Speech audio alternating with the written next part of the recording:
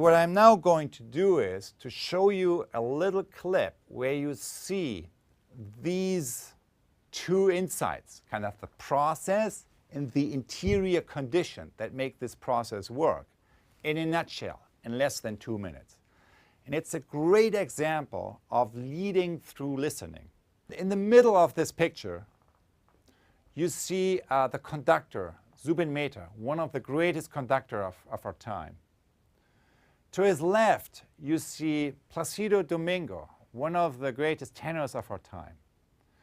Behind them, a huge orchestra that is actually composed of two different orchestras that perform for the first time together that night. And then that for the first time play together that night. So if you put yourself into the shoes of the conductor for a moment, here's the situation he has to deal with. He has this newly merged organization, and some of you may be familiar with that dynamic. Next to him is the superstar, kind of one individual who is more equal than anyone else.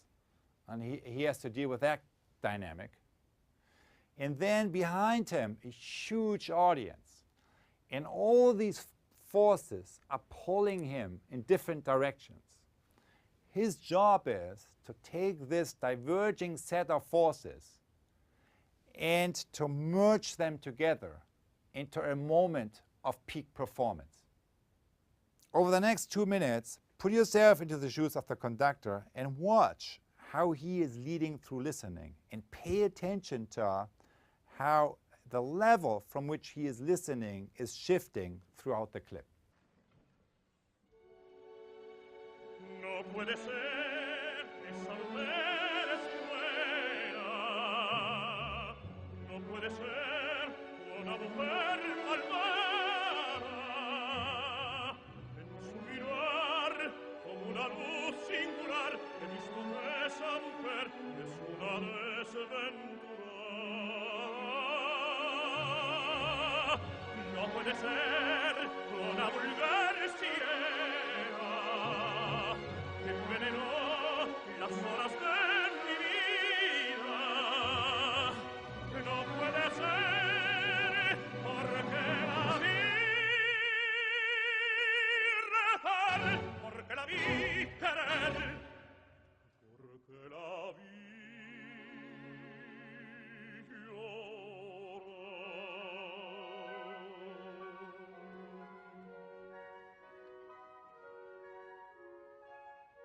Los ojos me lloran, no saben mentir. Las malas mujeres no miran así, temblando en sus ojos dos lágrimas de mí. Y a mí me ilusiona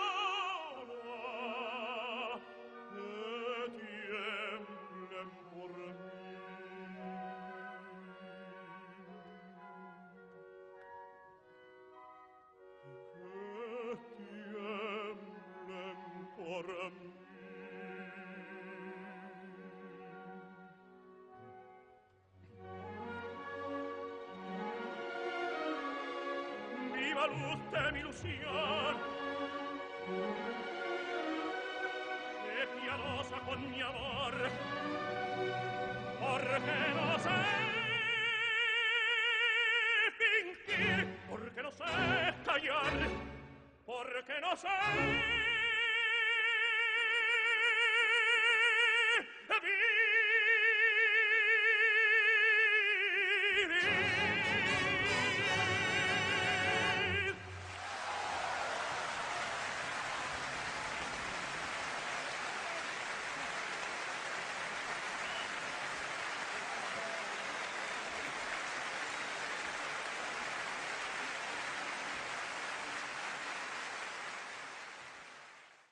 For the next 30 seconds or so, take a pen, a piece of paper, and write down what just happened here. What did you notice? What did you notice in this amazing example of leading through listening? Write down whatever you observed, whatever caught your attention.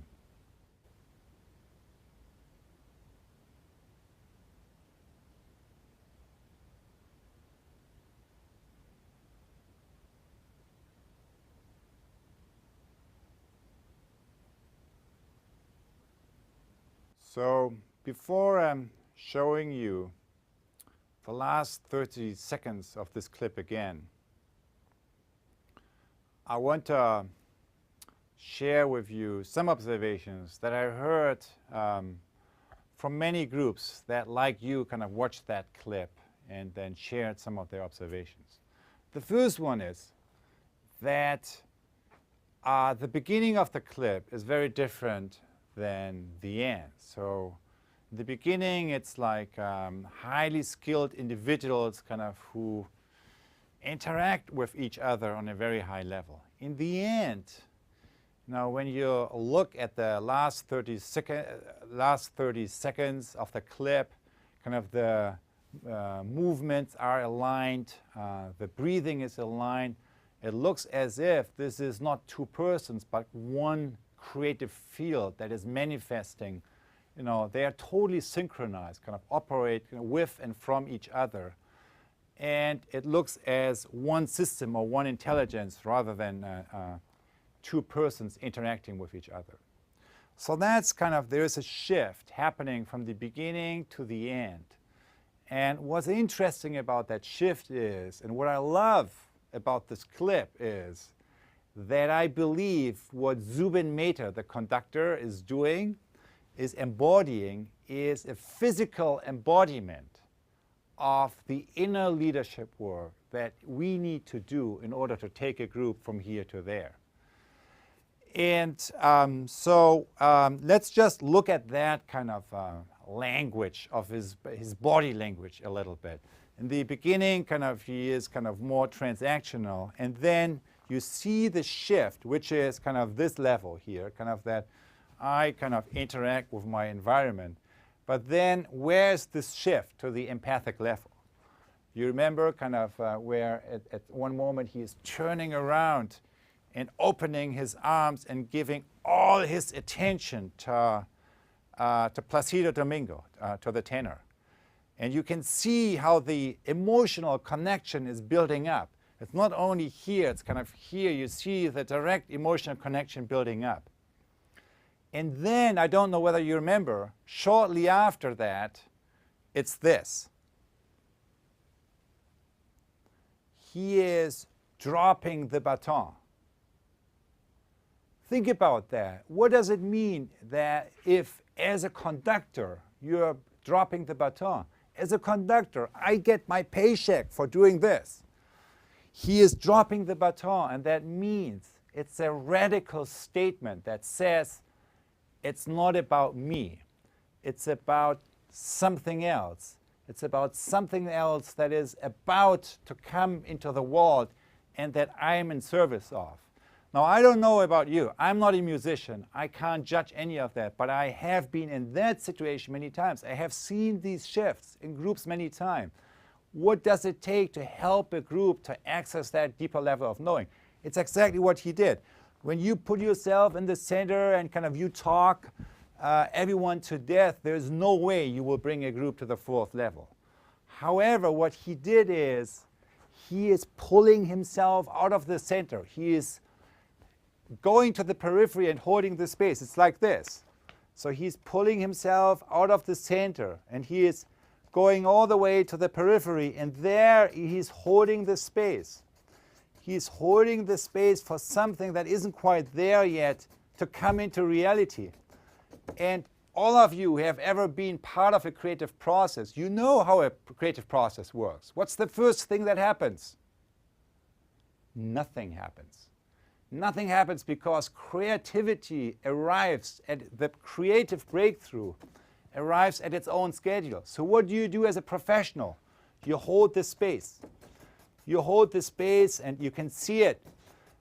So that all his attention is to create, to hold the space and to pay attention to this emerging moment of music that wasn't quite there yet, but that was about to be born. So he's holding the space, and you see kind of how in that situation kind of something is building up kind of through Plácido Domingo. Kind of you see how that moment of music is landing, is beginning to come into reality. And that's where you see the baton going back up, connecting with the orchestra, in order to then take the whole orchestra to move this emerging moment of music into reality collectively. So that gesture of holding the space and then making yourself an instrument to allow something to land and to come into reality and co-deliver it with collective action, that space and that way of operating is a fourth type of paying attention, of listening. That is not downloading. It's not operating from here, obviously. It's not factual listening. I am here, you are there, we have a transactional relationship. It's not just empathy. It's not just empathizing with another person. But it's a fourth way of relating to and being in the world. That is about holding the space and turning yourself into an instrument for something that is coming into being and that needs you to come into reality more fully, which we saw kind of in this movement here. That's what I call presencing, sensing and actualizing an emerging future possibility. You know, that process of collectively being born here. But it doesn't matter how we call it. What matters is that this is a distinct way of operating that is at the core of dealing with the major challenges of our time that require us to connect with emerging future possibilities not only as an individual, but also collectively. Now, let's watch it again, and then I will give you a quick kind of summary of the Theory U framework. Viva l'ultima illusión, sé piadosa con mi amor, porque no sé fingir, porque no sé callar, porque no sé vivir.